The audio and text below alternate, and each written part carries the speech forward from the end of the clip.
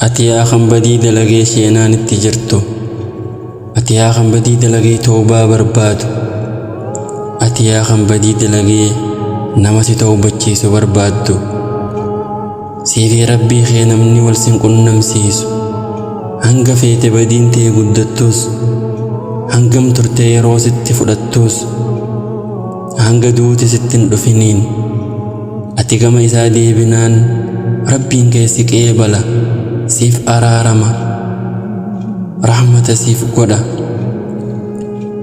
Badiin tee hangam guddattus araarama rabbiitu badii teetirra guddaadha. Badiin tee hangam heddummaattus araarama rabbiitu badii teetirra hedduudha. Rahmata rabbiitu badii teetirra hedduudha, irra ballaadha.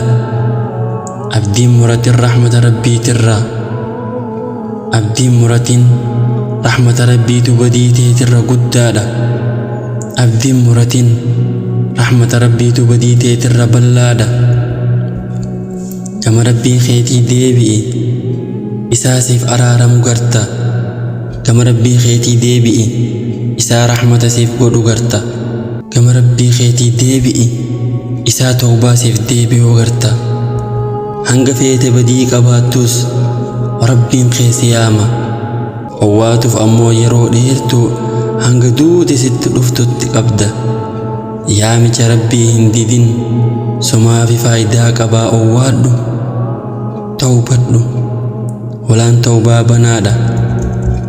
Rabbiin akkana ja'a bar, yaa gabroottan kiyya, isin halkanii guyyaa dogongoroodha. Ani ammoo badii hundaniin araarama. Araarama narra barbaadaa, isiniifin araarama. Rabbiin kee dhiifama godhaadha, dhiifama godhuu jaalata. Rabbiin kee araaramaadha, araarama godhuu jaalata. Hanga feete badii guddoo yoo dilaytillee gama rabbii garagali, rabbii keetiin akkana ji'in: yaa Ilaahi, badiin tiyya hanga feete guddattullee rahmata kee biratti akkaan xiqqoodha. Badiin tiyya hanga feete heddummaatullee araarama kee biratti akkaan xiqqoodha. Badii tiyyaa wajjiin gama kee dhufe, yaa Rabbii koonaaf dhiisi jedhee rabbii kee duratti kufii kadhadhu. Gamaa gamana laaltee badiin tiyya guddoodha jettee abdiin muratin, rahmata rabbiitu badii teetirra guddaadha. Araarama rabbiitu badii teetirra guddaadha. Yeroo hundaa rabbiin gabroota isaa ni yaama. Atis yaamicha rabbii san dhagahii owwaadhu.